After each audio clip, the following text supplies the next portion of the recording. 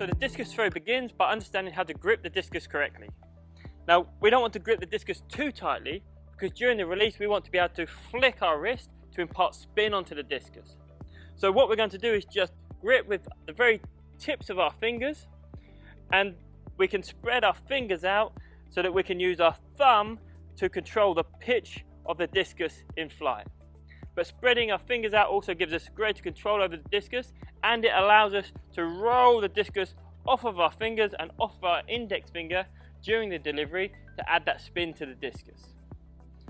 So what we're looking to do is to have the discus just on our fingertips, and we should be able to relax down and the discus should rest nicely in our hand. Now of course, when we have our hand down ready for delivery, the discus is going to fall out of our hand. But what we're looking to do is have that nice relaxed grip.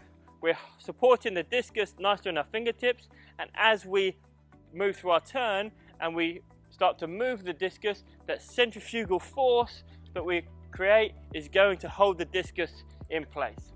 So we're looking for just the fingertips, relaxing the hand, and allow the centrifugal force to hold that discus into our hand during the turn.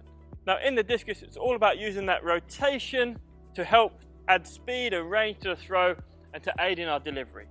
So when we set up our feet positions for our standing throw, we need to make sure we've set up in a position where we can turn to the front for our delivery.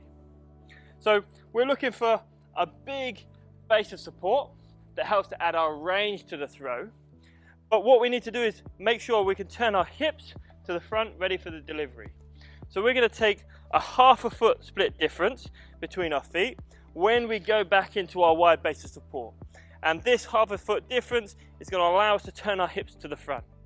If we have our feet in line, or even further the other way, when we try to turn, we get blocked behind this hip.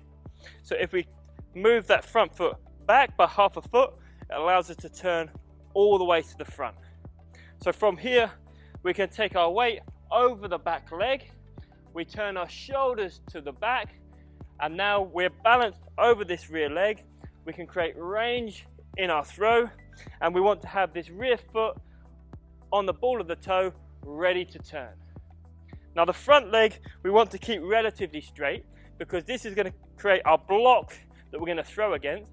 But also you can see how this creates a straight line from this ankle all the way through my hip into my shoulder as I turn to the back.